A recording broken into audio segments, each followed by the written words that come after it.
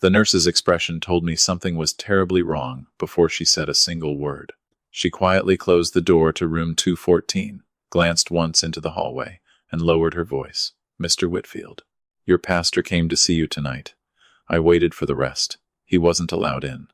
My heart slowed instead of racing. Who stopped him? She hesitated just long enough for me to understand the answer would matter. "Your daughter-in-law. She instructed the nurses that no visitors could see you without approval from your next of kin." I stared at the ceiling above my hospital bed, trying to decide whether I had misheard her or whether someone had quietly stolen control of my life while I was still learning how to speak again. 4 days earlier, I had collapsed in my backyard after suffering a stroke. The first 36 hours had robbed me of clear speech, and apparently that was all the opportunity someone needed. My name is Bernard Whitfield. I am 68 years old, and for 36 years I worked as a land surveyor in Augusta, Georgia. My entire career was built on one simple principle: every boundary matters, especially the ones people hope no one will notice. Lying there in that hospital bed, I realized the most important boundary of my life had just been crossed. Before I tell you how a single hospital note exposed 8 years of carefully disguised manipulation inside my own family, please take a moment to subscribe to the channel, leave a comment telling us where you're watching from today, and join us for more stories where patience, truth, and justice ultimately prevail. I promise you, what happened after that nurse handed me my phone changed everything I believed about the people closest to me. I looked back at her name tag. "Pauline, Pauline," I said slowly, testing every word as though I were learning to speak for the first time. "I need my phone." She didn't question me. She simply walked to the bedside table, placed the phone in my hand, and quietly closed the door behind her. The room became silent, except for the rhythmic beeping of the heart monitor beside me. Funny how a hospital can strip life down to its essentials. When your body is recovering, when every movement requires effort, you suddenly discover exactly who sees your weakness as something to protect, and who sees it as an opportunity. My wife Helen had been gone for 3 years. Losing her had been the hardest thing I had ever survived, but she left me with something more valuable than property or savings. She left me with the habit of paying attention. Little things, small changes, quiet patterns that only revealed themselves after enough time had passed. And over the previous 8 years, ever since my son Derek married Renata, I had watched those patterns slowly assemble. None of them had been dramatic. None of them had looked cruel. Every suggestion had sounded helpful. Every interruption had sounded caring. Every decision had appeared reasonable. One small act at a time, Renata had gradually positioned herself between my son and me, until even ordinary conversations somehow flowed through her first. I had never been able to prove that anything was wrong because every individual action could be explained as love. Until now. Preventing my own pastor from entering my hospital room wasn't an accident. It wasn't kindness. It wasn't concern. It was the first mistake she had ever made that left visible fingerprints. She believed the stroke had taken away my voice. She believed I couldn't challenge anything happening around me. She was wrong. I unlocked my phone, ignored the dozens of unread messages, and searched for one name. I wasn't calling my son. I wasn't calling the hospital administrator. I was calling the one person who had already prepared for the exact day someone might mistake my temporary weakness for permanent surrender. Before the night was over, a lawyer, a pastor, and one forgotten legal document would walk into room 214, and my daughter-in-law's carefully constructed illusion of control would begin collapsing piece by piece. I didn't make that first phone call immediately. Instead, I lay there staring at the pale ceiling above my bed, letting 8 years of memories rearrange themselves into a picture I could finally understand. The stroke hadn't changed my family. It had simply removed the last excuse I had for ignoring what had been happening all along. My son Derek wasn't the problem. He never had been. He was 42 years old, kind-hearted to a fault, the sort of man who still called every Tuesday and Friday just to ask if I needed groceries or someone to mow the lawn. After Helen died, he became the one person who made sure I never spent a Sunday evening alone. If this story were only about my son, it would never have happened. It began the day he married Renata Price. The first year, I genuinely believed I had gained a thoughtful daughter-in-law. She remembered birthdays without reminders. She insisted on hosting every family dinner. She always asked if I needed anything before I even realized I needed it myself. Friends often told me how lucky I was. I believed them. Looking back now, I understand that the most dangerous kind of manipulation rarely arrives wearing an angry face. It arrives carrying a casserole, smiling politely, and offering to help. The changes came so gradually that no single moment seemed important enough to question. Renata started answering questions Derek had asked me directly. If he wanted to know whether I was free on Saturday, she answered before I could. If I mentioned fixing something around the house, she immediately volunteered to organize a contractor. When I invited Derek over for dinner, she gently suggested we all meet at their house instead because it would be less work for me. Every individual decision sounded perfectly reasonable. Every gesture could be explained as kindness. That was precisely why I stayed silent. Over time, I noticed something else. Conversations with my son slowly became conversations with both of them. Then they became conversations led almost entirely by Renata, while Derek quietly agreed with whatever she had already decided. Even small family traditions changed. Helen's favorite china disappeared from the dining room cabinet because Renata thought it would be safer in storage. Old family photographs were moved into boxes because she believed the living room needed a more modern look. My late wife's reading chair somehow ended up in the guest room after Renata insisted the space would feel more open without it. None of those changes involved shouting. None involved threats. Each one sounded thoughtful. Together, they slowly erased Helen's presence from the home she had loved for more than 30 years. I remember mentioning one afternoon that I missed seeing Helen's photographs in the hallway. Renata smiled warmly and squeezed my arm.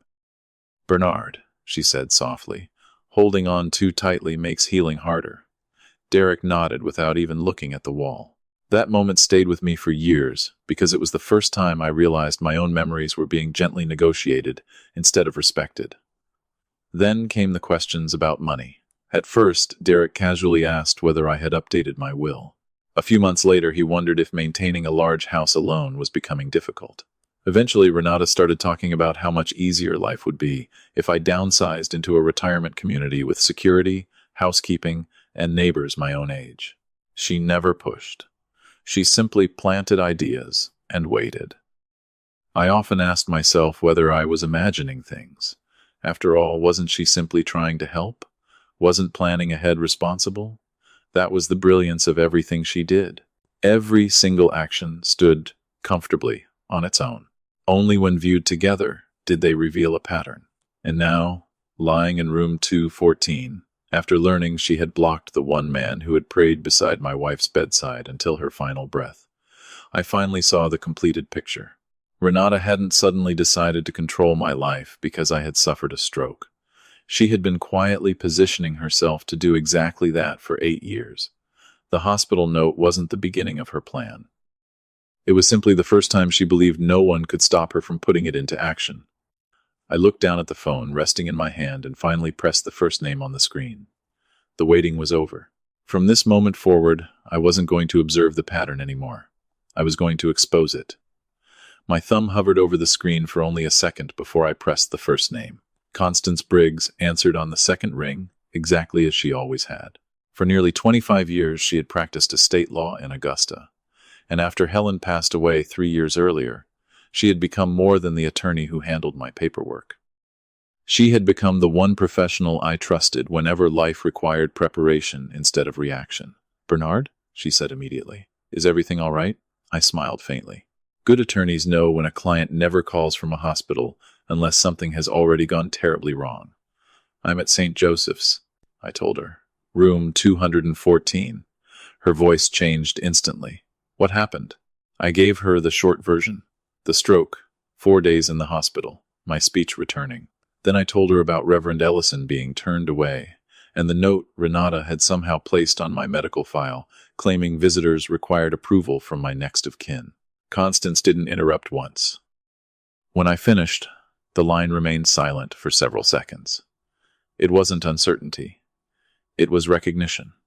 She was mentally opening documents she already knew by heart. Finally, she asked one simple question. Bernard, do you remember the healthcare directive we updated in September? Relief washed over me before I answered. I remember every page. Good, she replied calmly. Because your daughter-in-law clearly doesn't. She reminded me that only 2 months earlier I had updated every major legal document after a routine annual review.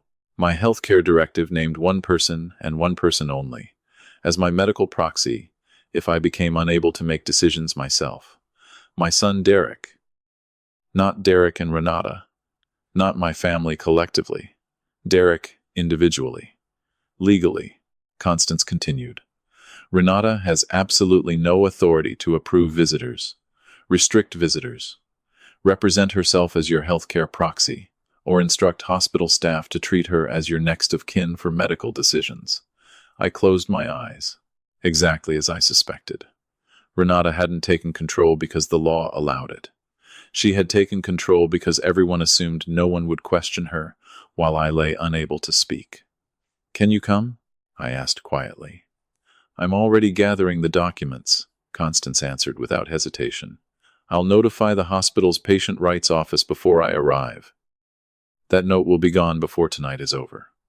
Before hanging up, she added one sentence that stayed with me long after the call ended. Bernard, if someone is willing to overstep this boundary, we need to assume they may eventually test every other boundary too. I thanked her and ended the call. Then I searched for another name. Reverend Calvin Ellison answered before the second ring. His voice carried the same calm steadiness that had guided our congregation for more than 2 decades. He had stood beside Helen's hospital bed. He had led her funeral. He had spent countless quiet afternoons sitting in my living room after she died, without feeling the need to fill silence with empty words. Bernard, he said warmly, I've been praying for you. Where are you? I asked. Still in the parking lot. I froze. You never left? No. His answer was so simple it almost broke my heart. Something didn't feel right when they refused to let me see you. I thought perhaps you'd call. 22 years. That's what genuine loyalty sounds like. A man willing to sit alone in a hospital parking lot for hours because walking away didn't feel right. Come back upstairs, I said. This time come directly to room 214. Less than 5 minutes later, the door quietly opened, and Reverend Ellison stepped inside, carrying nothing except his worn leather Bible. He didn't ask about my blood pressure or my medication. He simply pulled up a chair beside my bed. Tell me everything, he said. So, I did. Not just about the hospital note. I told him about the Sunday dinners that slowly became Renata's stage, about Helen's belongings quietly disappearing from my home, about conversations that always seemed to pass through Renata before reaching Derek, about 8 years of manipulation disguised so perfectly as kindness that even I had questioned my own instincts. He listened without interrupting. When I finally finished, he folded his hands and looked at me for a long moment. She thought the stroke had taken your voice, he said softly. Yes, he nodded once. Then tonight she made the first mistake people like her always make. Which is? I asked. His eyes met mine. She confused temporary weakness with permanent surrender. Before either of us spoke again, another knock sounded at the hospital door. Constance Briggs had arrived, and she wasn't alone. She was carrying every document Renata never imagined existed. Constance Briggs arrived at room 214 exactly 43 minutes after I ended our call. She entered carrying a worn leather portfolio instead of flowers, and I found that strangely comforting. Some people bring sympathy to a hospital room. Constance brought protection. She greeted Reverend Ellison with a brief handshake before walking directly to my bedside. How are you feeling? She asked. Better than the person who forged authority over my life, I answered. The corner of her mouth lifted into the smallest smile. Good. You're going to need that sense of humor. Without wasting another second, she opened her portfolio and placed several documents on the rolling tray beside my bed. Before I came upstairs, she explained, I met with the hospital's patient rights coordinator and the charge nurse. I watched her carefully. The note Renata placed on your file no longer exists. I felt something inside me finally relax. That was fast. Constance nodded. Because it never should have existed in the first place. She slid my healthcare directive across the tray table until it rested directly in front of me. My signature dated September. 2 witness signatures. A notary seal. Every line, exactly as I remembered. This document leaves absolutely no room for interpretation, she said. If you're unable to make medical decisions, Derek becomes your healthcare proxy. If you're capable of speaking for yourself, no one, not Derek, not Renata, not anyone has authority over your care except you.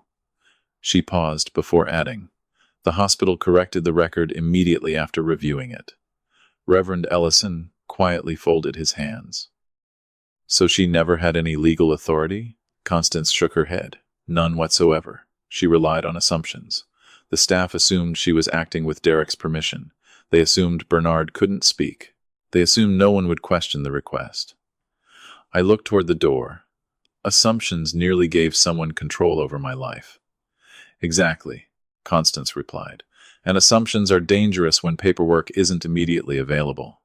She reached into the portfolio again and produced another document. This has already been delivered to the charge nurse. I read the heading, Formal Notice of Healthcare Representation.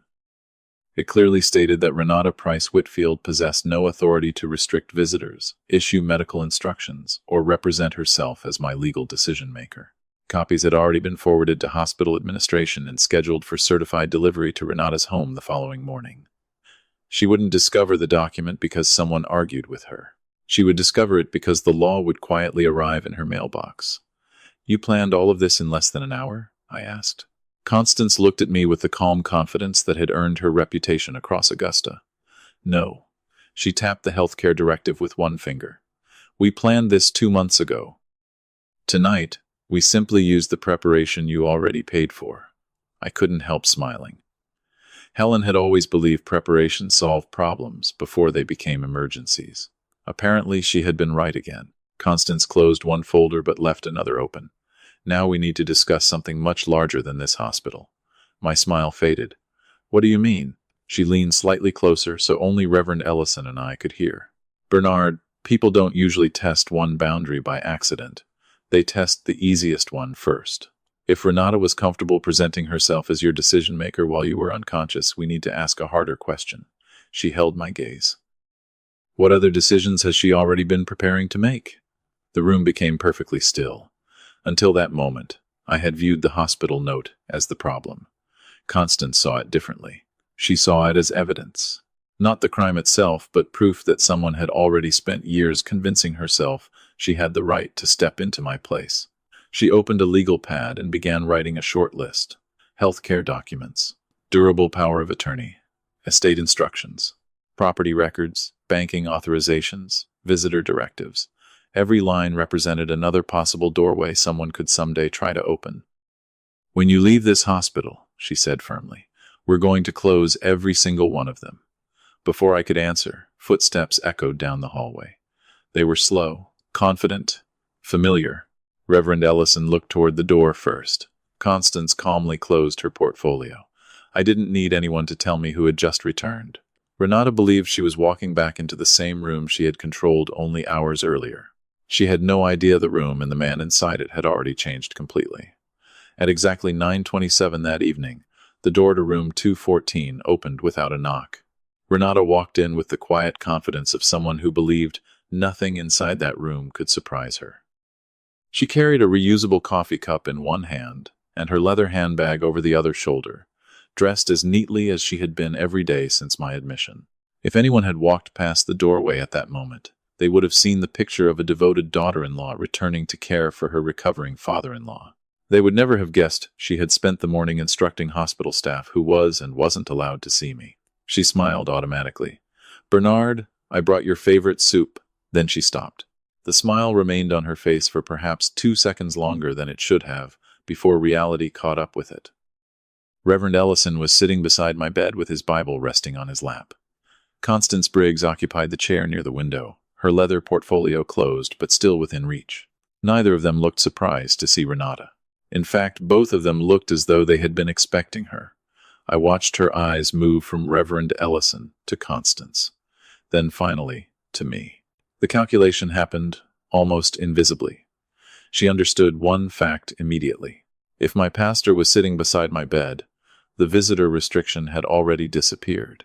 If my attorney was present, someone had challenged the authority she believed she possessed. Most importantly, if I was sitting upright watching her without difficulty, then my speech had returned before she realized it. For the first time in 8 years, Renata didn't control the conversation before it began. "I didn't realize you had visitors," she said, recovering her composure with impressive speed. Constance stood before I could answer. "Mrs. Whitfield, I'm Constance Briggs, Bernard's attorney." Renata offered a polite handshake. "Of course. Derek mentioned you handled Helen's estate." "Among other matters," Constance replied evenly. "I've just finished reviewing Bernard's healthcare directive with hospital administration. The misunderstanding regarding visitor access has already been corrected." Renata blinked once. "Misunderstanding?" "Yes." Constance's tone never changed. "The note placed on Bernard's file this morning has been removed because it had no legal basis." Silence settled over the room. Renata looked toward me, instead of responding to the attorney. "Bernard, I was only trying to make sure you had time to recover without too many interruptions." There it was again, the language I had heard for years: not control, protection, not authority, concern. Every action carefully wrapped inside words that sounded loving enough to discourage disagreement. 4 days earlier, I might have accepted that explanation. 4 years earlier, I certainly would have. Tonight, I simply looked at her. "Reverend Ellison has been my pastor for 22 years, I said quietly. "He stood beside Helen before she died. He buried my wife.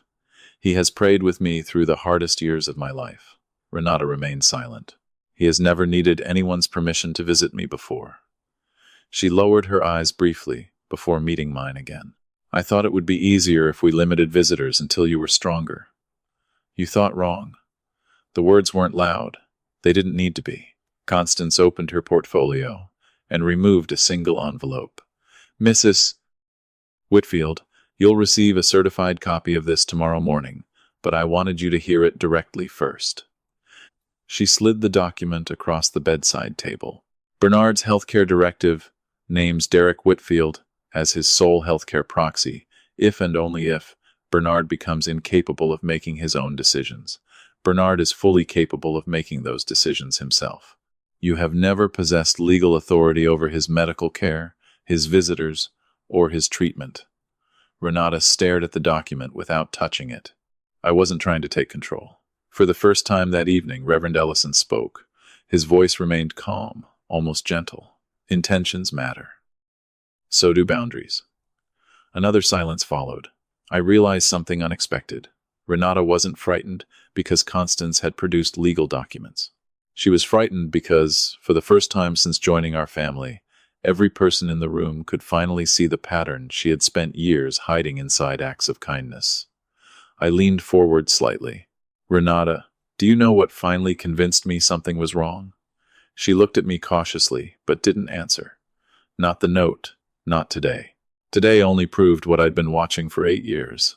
Her expression changed almost imperceptibly. 8 years? I nodded. Every Sunday dinner you organized. Every conversation you answered for Derek. Every suggestion about my house. Every decision presented as though it existed for my benefit. I paused long enough for every word to settle. One act alone looked like love. 8 years of them looked like ownership. The color slowly disappeared from her face. She understood that I wasn't talking about a hospital anymore.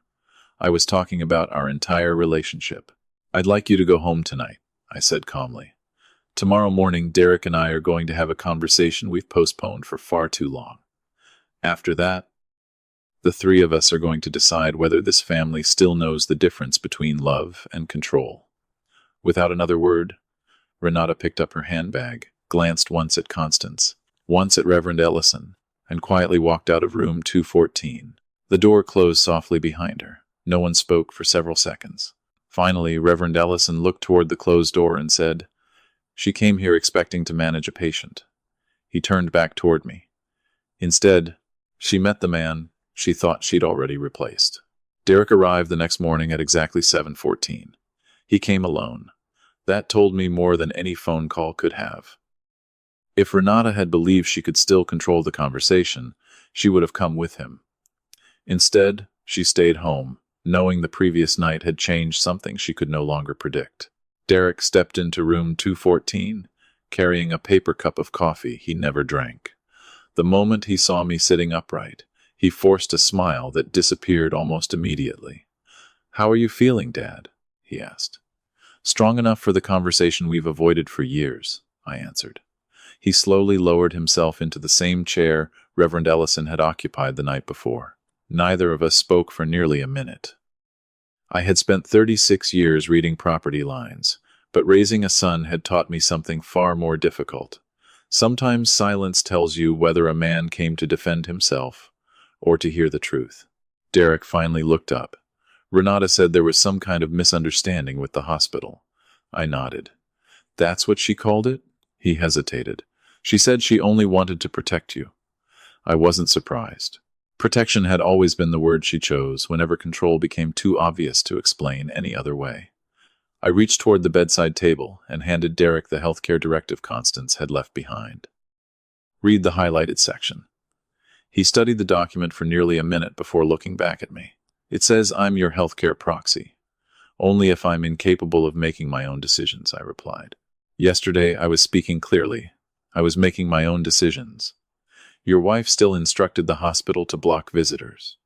Derek frowned.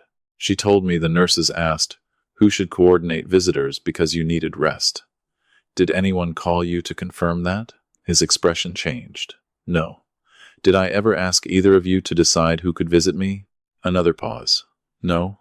I leaned back against the pillow. "Then someone made that decision without my permission." Derek lowered his eyes to the document again. He wasn't arguing anymore. He was thinking. That was all I needed him to do. "Dad," he began carefully, "I honestly didn't know she put that note in your file. I believe you." His head lifted immediately. He had expected anger. Instead, I gave him honesty.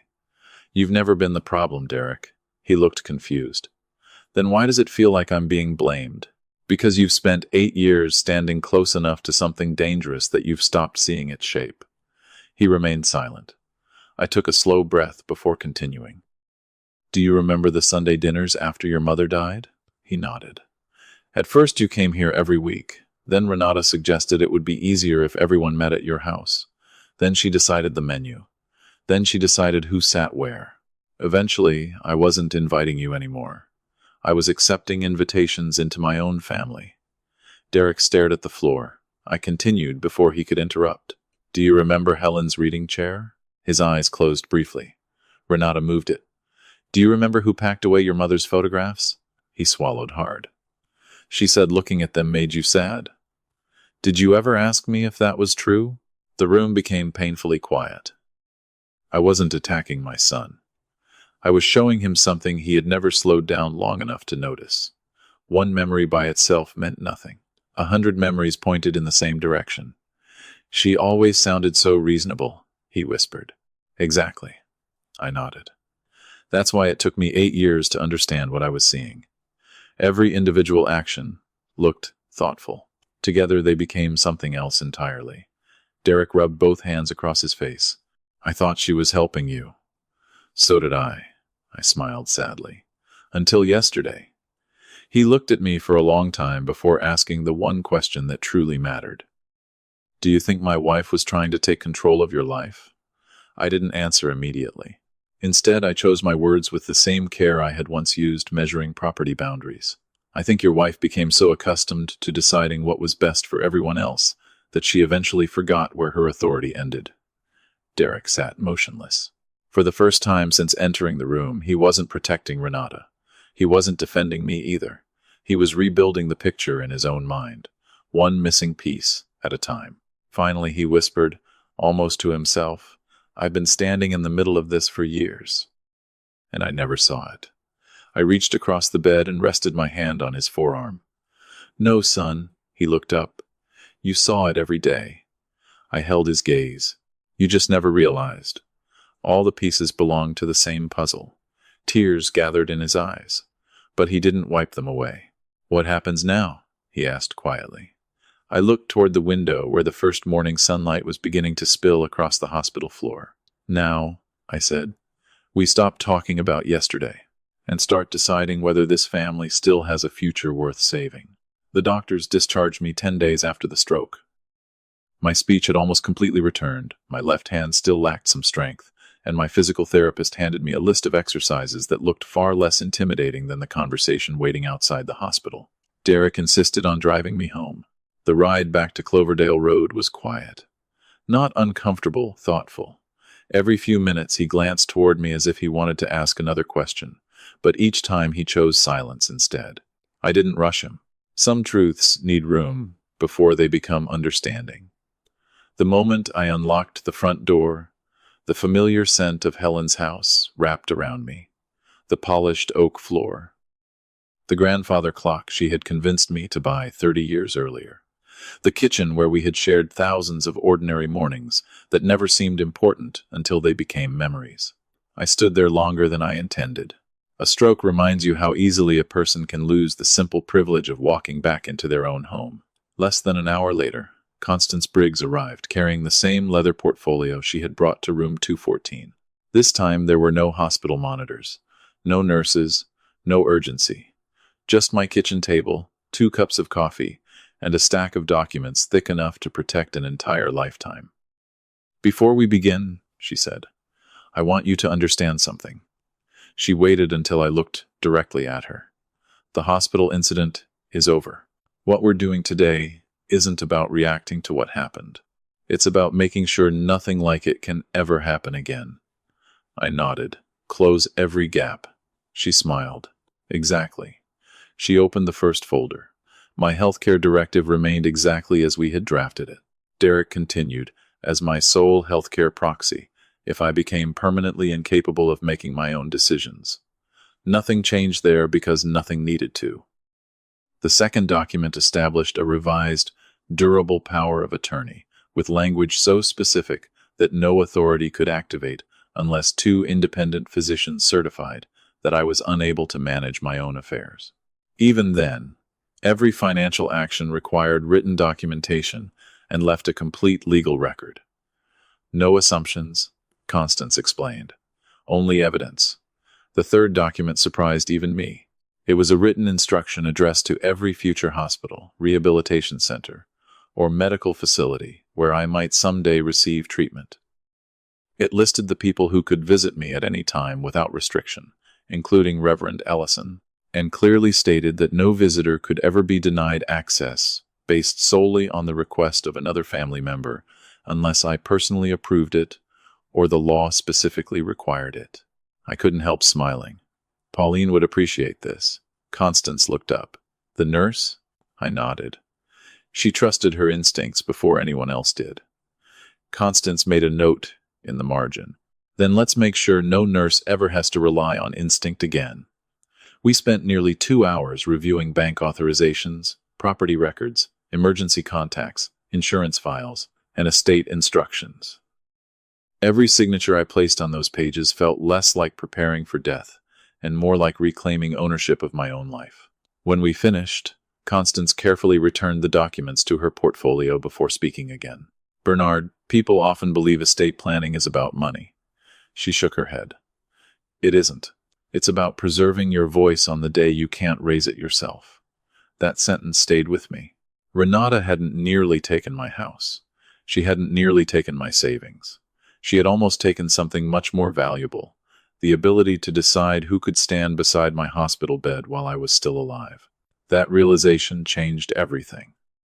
Before leaving, Constance paused at the front door. "One last question. Go ahead. Has Derek spoken to Renata since your conversation?" I nodded slowly. "He called last night. He said they talked for almost 4 hours. And? He didn't tell me what they discussed." Constance smiled knowingly. "Good." I frowned. "Why is that good?" "Because for the first time, your son is asking his own questions instead of repeating someone else's answers." After she left, I walked into the living room and sat in Helen's old chair. Through the front window, I could see Derek still sitting in his truck at the curb. He hadn't started the engine. His hands rested on the steering wheel, but his eyes were fixed somewhere far beyond the windshield. I had seen that expression before. It was the face of a man discovering that the life he believed he understood had been quietly rewritten while he wasn't paying attention. I didn't know what would happen when he went home that evening. But I knew one thing with absolute certainty. The next conversation wouldn't be about legal documents anymore. It would be about whether a marriage built on quiet control could survive the moment the truth finally entered the room. 2 Saturdays after I returned home, Derek called and asked if I would come to their house for dinner. His voice sounded different. Not defeated, not angry, clear. "It's time," he said. Those 2 words told me everything I needed to know. Whatever conversation had taken place between him and Renata over the previous 2 weeks hadn't solved anything. It had simply reached the point where hiding from the truth was no longer possible. I arrived just before 6. For the first time in years, Renata opened the front door without the polished smile she wore so effortlessly around other people. She looked tired. The kind of tired that comes from spending nights arguing with yourself instead of sleeping. "Thank you for coming, Bernard," she said quietly. I nodded, but didn't answer. This wasn't an evening for polite performances. Derek had already set 3 plates on the kitchen table, but no one sat down. He looked at both of us and took a slow breath. "Before we eat," he said, "we need to finish the conversation we should have had years ago." No one objected. Renata was the first to speak. "I've replayed that night at the hospital 100 times, she said, keeping her eyes on the table instead of me. "At first I was angry because I thought your attorney embarrassed me. Then I became angry with Derek because he didn't defend me. After that..." She stopped for several seconds. "After that, I started asking myself why I believed I had the right to make decisions that weren't mine." The room remained silent. She wasn't looking for sympathy. She was searching for honesty.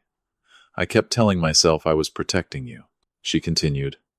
"But protection became an excuse I used every time I wanted things done my way." Derek looked at her but said nothing. This wasn't his confession to interrupt. Renata finally met my eyes. "When I was growing up, my father decided everything. What we wore, who we visited, which friends were acceptable, even what emotions were appropriate in public. He always said he was protecting the family." She laughed softly without amusement. I never realized I had started using exactly the same word. I listened without speaking. For years I had imagined this conversation. In every version inside my head, I had won an argument. I hadn't imagined listening to a woman quietly discovering the shape of the person she had become. "I'm not asking you to excuse what I did," Renata said, "because I know I crossed a line." I answered calmly. "No, you crossed many lines. The hospital was simply the first one you couldn't hide." She lowered her head. "You're right." Derek finally spoke. "Dad!" After leaving the hospital, I started remembering things. He looked exhausted, Mom's photographs disappearing, the Sunday dinners changing. Every decision somehow becoming Renata's decision before I even realized there was a decision to make. He shook his head slowly. "I always thought I was keeping the peace." "You were," I said. "But peace without boundaries eventually becomes permission." Neither of them replied. I stood and walked into the living room. Helen's favorite photograph still sat on the bookshelf where I had placed it after bringing it home from storage. I carried it back to the kitchen and placed it gently in the middle of the table. "Your mother loved this house," I said to Derek. "Not because it was valuable, because it was ours." Then I looked at Renata. "That house on Cloverdale Road is still my home." Every room in it carries part of Helen's life. Every person who walks through that front door does so because I welcome them, not because someone else organizes my relationships for me. She nodded slowly. "I understand." I held her gaze for another moment. "No, I don't think you do. Not yet." She looked confused. "Understanding isn't saying the words. Understanding is what you do the next time you believe you're helping someone by making a decision they never asked you to make." Another long silence settled over the table. Finally, Renata whispered, "Then I'll spend the rest of my life proving I learned the difference." I believed she meant it. Whether she could actually change was another question entirely. As we finally sat down for dinner, something felt different. The food wasn't remarkable. The conversation was awkward. There were long stretches where nobody spoke at all. But for the first time in 8 years, there wasn't a single invisible person directing the room. 3 adults were sitting together as equals, each responsible for their own words, their own choices, and their own boundaries. It wasn't forgiveness. It wasn't complete healing. It was something far more important.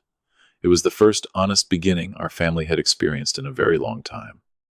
Dinner ended just after 8, but none of us stood up immediately. The plates had been cleared away, the coffee had gone cold, and the silence around the kitchen table no longer felt uncomfortable. It felt honest.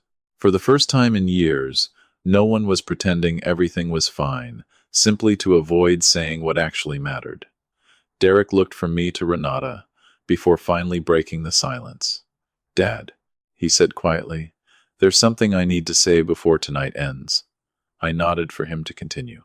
For a long time, I convinced myself that staying neutral made me a good husband and a good son. He shook his head slowly. Now I realized neutrality wasn't protecting either of you. It was allowing one relationship to slowly disappear, while I kept telling myself everything would somehow work itself out. I saw genuine regret in his face, but I wasn't interested in punishing my son.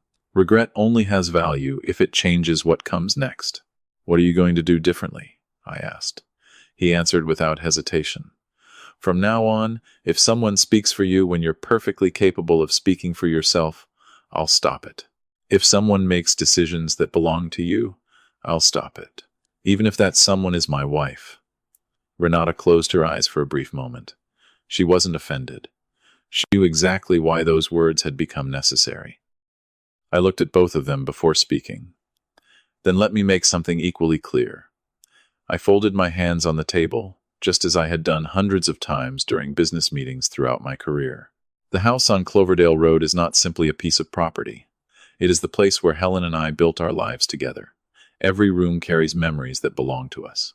No one will decide what happens inside that house except me while I'm alive. Neither of them interrupted. If one day I choose to sell it, that decision will be mine. If I choose to stay there until my last day, that decision will also be mine.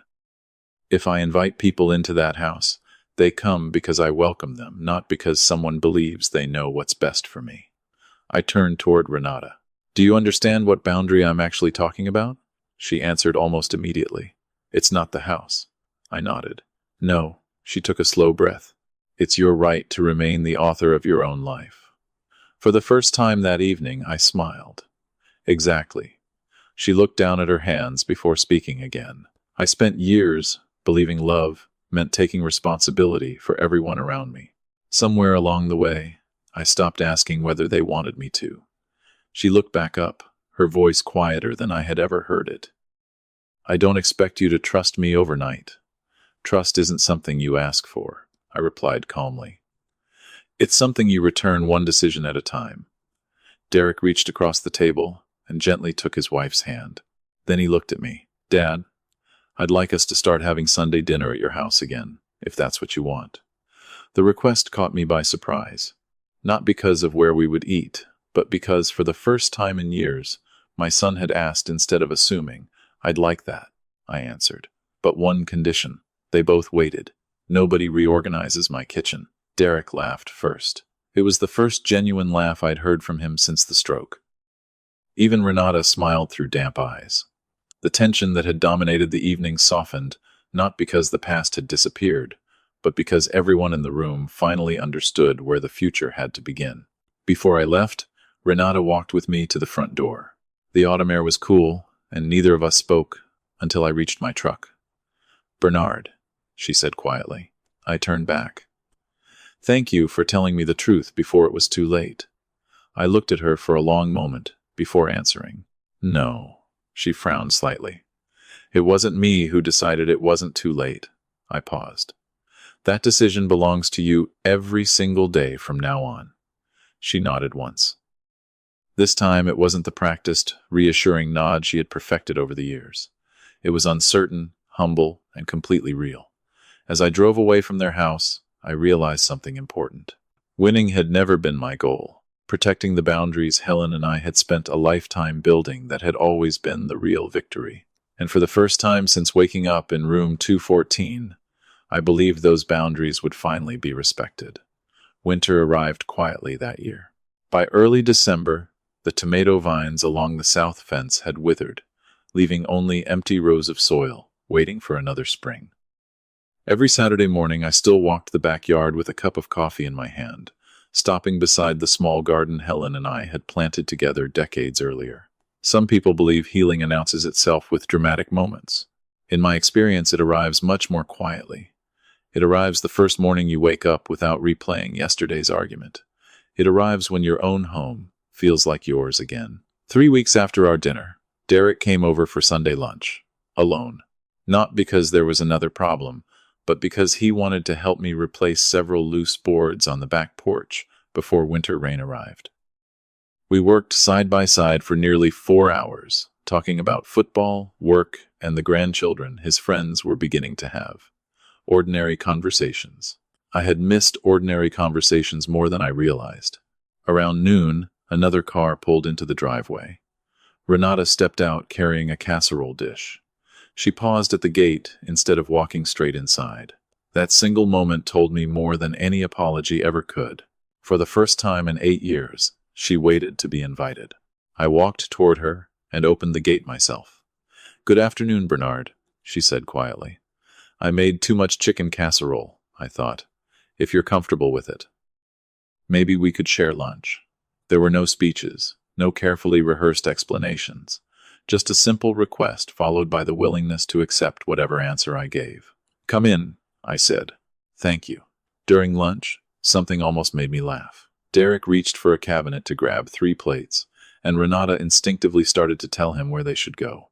She stopped herself halfway through the sentence, smiled sheepishly, and lowered her hand. "Sorry," she murmured. Derek grinned. "I'm capable of finding the plates." We all laughed. And it was the kind of laughter that only comes after difficult truths have finally been spoken aloud. Small habits don't disappear overnight, but they can change when someone is willing to notice them. As the afternoon faded, Reverend Ellison stopped by unannounced. This time, no one asked whether he should come in. Renata opened the door herself, smiled warmly, and stepped aside. "We've been expecting friends," she said. I noticed the difference immediately. Not, "I've decided who should visit." Not, "We're keeping things quiet today." Simply an open door. Sometimes the smallest changes reveal the biggest transformations. Before everyone left, I stood alone for a moment on the front porch, watching their cars disappear down Cloverdale Road. The house behind me was still the same house Helen and I had bought back in 1989. The photographs were back on the hallway wall. Her reading chair sat beside the living room window again. Nothing extraordinary had happened to the building itself. The only thing that had changed was that its boundaries were finally visible again. Looking back, the stroke wasn't the greatest danger I faced that November. The greatest danger was allowing temporary weakness to convince someone else that my life had become theirs to manage. Fortunately, one honest nurse handed me a phone before that belief could become reality. "I am Bernard Whitfield. I am 68 years old. I spent 36 years surveying land, marking the exact place where one property ended and another began. It took a hospital bed to remind me that the most important boundaries are never drawn on maps. They are drawn with courage, truth, and the willingness to say this far and no farther. If this story reminded you that love without respect eventually becomes control, I hope you'll carry that lesson with you long after today. Thank you for spending this time with me. Until next time, take care of the people you love, but never surrender the right to speak for yourself.